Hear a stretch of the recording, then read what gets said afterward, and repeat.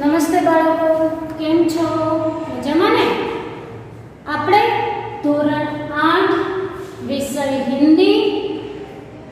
હિન્દીની અંદર પાઠ 7 હાર કી જીત એમાં અત્યારે આપણે ભણાવીશું ભાગ 2.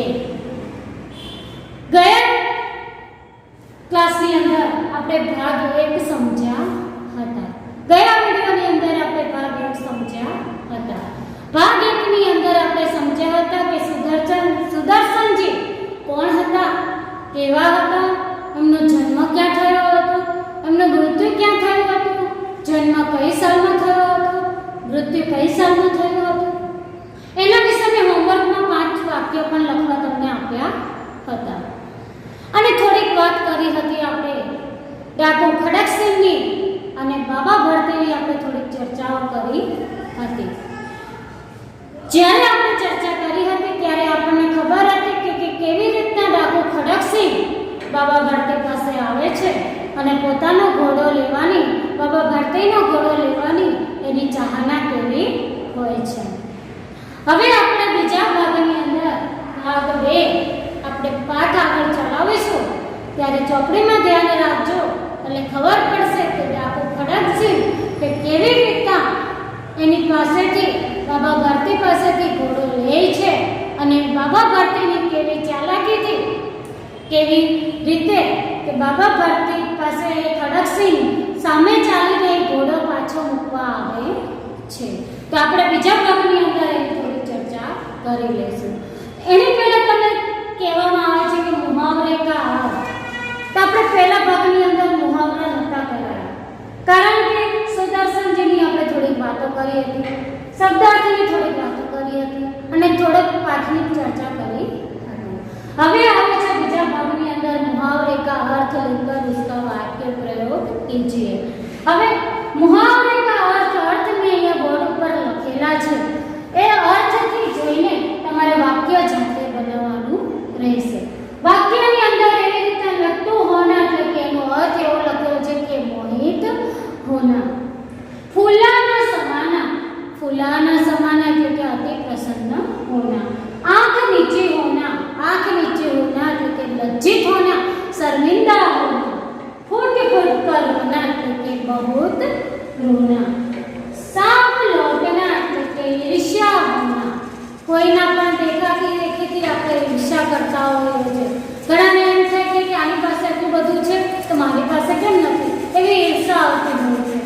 તો શેર મારના, તો શેર મારના એટલે શું આવે છે કે અત્યધિક માનસિક પરિશ્રમ કરના, માનસિક પરિશ્રમ કરના એટલે કે મહેનત કરવી પડે છે. તો હવે મહેનતથી કેવી રીતના આગળ જો પાઠની અંદર આવશે કે બાબા ભરતે કેવી રીતના એ ખડકસિંહ પાસેથી ઘોડો પાછો મેળવી લે છે. तो आपने समझा था छेले कि बाबा भरते में यह घोड़ा आपके पास से रहने न दूंगा. खड़कसिंह छेले कहीने गयो तो कि बाबा भरते હું આ ઘોડો તમારી પાસે રહેવા દઈશ નહીં. बाबा भरते डर गए. अब उसके उन्हें रात को नींद न आती. सारी रात अस्तबल की रखवाली में कटने लगी. प्रतिक्षण खड़कसिंह का डर लगा रहता था परंतु कई महीने बीत गए और वह न आए. यहाँ तक कि बाबा भरते कुछ असावधान हो गए. असावधान એટલે કે પહેલા તો શું બી કાપીને ગયો હતો ને ખડકસિંહ કે હું તારો ઘોડો લઈને જ રહીશ. એટલે બાબા ભરતને ડર લાગ્યો. એટલે ડર લાગવાના કારણે એણે રાત દિવસ એ અસ્તબલ એટલે કે રૂમની જ્યાં ઘોડો રાખતા હતા ત્યાંની દેખરેખ રાખવા માટે લાગી ગયા. અસ્તબલમાં ત્યારે દેખરેખ માટે લાગી ગયા ત્યારે એને ઘણા મહિનો વીતી ગયા છતાં પણ ડાકુ ખડકસિંહ આવ્યો નહીં. ડાકુ ખડકસિંહ આવ્યો નહીં એટલે એ ફરીથી વિચારવા લાગ્યું કે હવે ડાકુ આવશે નહીં. હવે ડાકુ નહીં આવે એટલે મારે આ ઘોડાની દેખરેખ રાખવાની જરૂર છે नहीं. संध्या का समय था. बाबा भरते सुल्तान के पीठ पर सवार होकर घूमने जा रहे थे. इस समय उनकी आंखों में चमक थी, मुख पर प्रसन्न. कभी घोड़े के शरीर को देखते तो कभी उसके रंग को और वह मन में फूले न समाते. फूले न समाते એટલે આપણે તો અતિ પ્રસન્ન હોતે. फूले न समाते એટલે કે અતિ પ્રસન્ન હતે. સંધ્યા કા સમય એટલે કે સાંજનો સમય હતો. બાબા ભારતી ઘોડાની ઉપર બેસીને સવારી કરવા માટે નીકળે છે. અસ્તબલની અંદરથી જ્યારે ઘોડો નીકળે છે ત્યારે એના રંગને જોવે છે, સુલતાનને જોવે છે, ઘોડાને એક ધારો એક નજરે જોયા રાખે છે. सहसा एक ओर से आवाज आई, ओ बाबा इस कंगले की सुनते जाना. आवाज में करुणा थी. बाबा ने घोड़े को रोक दिया. देखा एक अपाहिज पुरुष की छाया में पड़ा रहा है. बोले क्यों तुम्हें क्या कष्ट है? सुके છે કે જ્યારે ઘોડો બાબા ભારતીને ઘોડો લઈને નીકળે છે સવારી કરવા માટે ત્યારે એક ઝાડ નીચે અપાહિજ એટલે કે અપંગ એક વૃક્ષની નીચે એક આદમી બેઠેલો નજર પડે છે.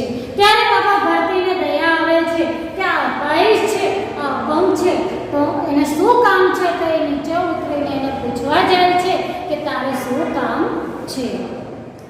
अपाहिज ने हाथ जोड़कर कहा, बाबा मैं दुखियारा हूँ, मुझ पर दया करो.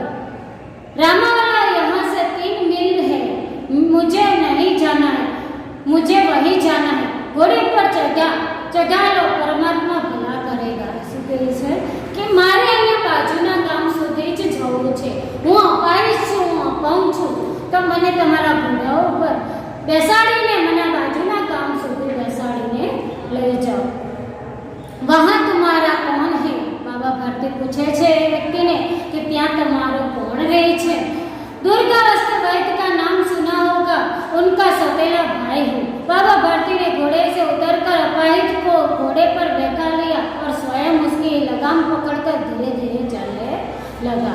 શું કહે છે કે એની વાત સાંભળીને બાબા ભારતી એ ઘોડા ઉપર બેસાડી દે છે. ઘોડા ઉપર બેસાડી દે છે અને એની ઘોડાની લગામ એટલે કે ઘોડાની આગળ જે બાંધેલી દોરી હોય એ દોરી પકડીને બાબા ભારતી એ અપાહિજને બીજા ગામ સુધી લઈ જવાની કોશિશ કરે છે. सहसा उन्हें एक झटका सा लगा और लगाम हाथ से छूट गई. उनके आश्चर्य का ठिकाना न रहा जब उन्होंने देखा कि अपाहिज घोड़े की पीठ पर तन कर बैठा है और घोड़े को दौड़ाए लिए जा रहा है. उन्हें मुख में भय, विस्मय और निराशा से मिली हुई चीख निकल गई. वह अपाहिज डाकू खड़क सिंह था. कौन હતો એ? અપાહિજ એટલે કે અપંગ છે. બાબા ભારતીને ચકિત કરી દીધા. એવો કોણ હતું કે વેશ બદલીને બેઠો હતો, અપંગ હતો, વેશ બદલીને બેઠો હતો. તો કોણ છેલ્લે નીકળ્યું? તો કે डाकू खड़क सिंह के ત્યાંથી નીકળ્યો. बाबा भारती कुछ देर तक तो चुप रहे. इसके पश्चात कुछ निश्चय कर पूरे बल से चिल्लाकर बोले, जरा ठहर जाओ. चिल्लाकर बोला એટલે કે બૂમ પાડીને કહે છે કે થોડીક વાર તમે અહીંયા ઊભા રહી જાઓ. खड़क सिंह ने आवाज सुनकर घोड़ा रोक दिया. उसके गर्दन पर प्यार से हाथ फेरते हुए कहा, बाबा जी यह घोड़ा आप न दूंगा. શું કહે છે? खड़क सिंह કહે છે કે બાબા ભારતી કે આ ઘોડો મને મળી ગયો છે, મારે આ જરૂર છે આ ઘોડાની, કે હું આ ઘોડો તમને પાછો આપીશ નહીં. મગર એક વાત સુનતે જાઓ. શું કહે છે? બાબા ભારતી કહે છે કે મને ઘોડો ના આપો તો કશો વાંધો નહીં, પણ મારી એક વાત તમે સાંભળતા જાઓ.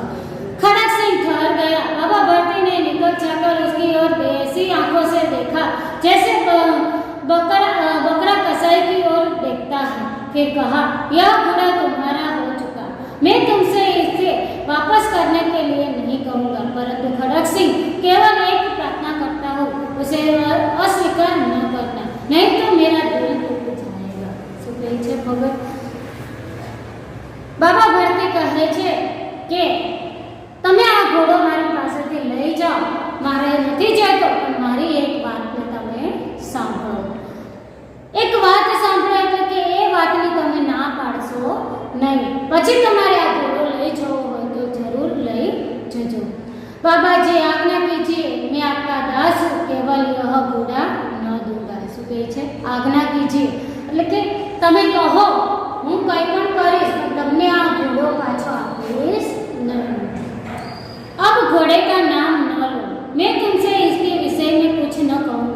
मेरी प्रार्थना केवल यही है कि इस घटना को किसी के सामने प्रकट न करना।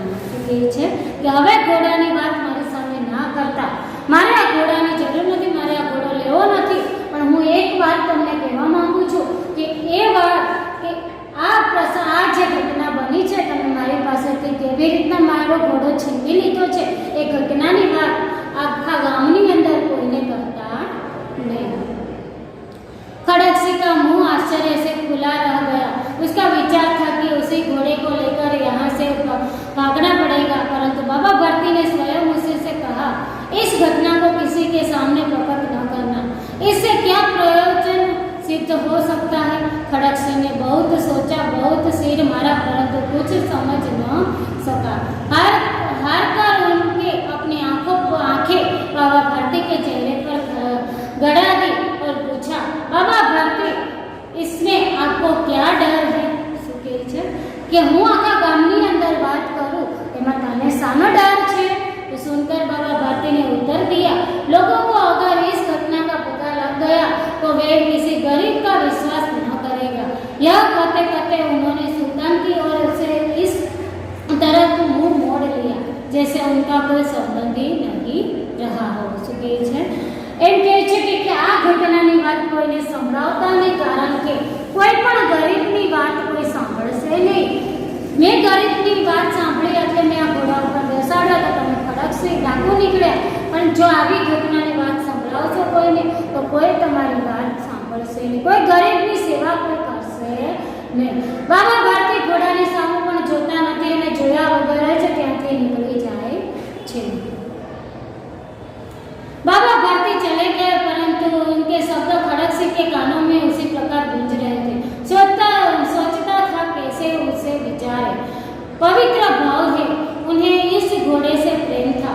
इसे देखकर उनका मुंह फूल की नाई खिल जाता था। कहते थे कि इसके बिना मैं न रहूंगा। इसकी रखवाली में वे कई रात सोए नहीं थे। भजन भक्ति न कर रखवाली करते रहे, परंतु आज उनके मुख पर दुख की रेखा तक दिखाई नहीं पड़ती थी। उन्हें केवल यह ख्याल था कि वह लोग गरीब पर विश्वास करना न छोड़ दे।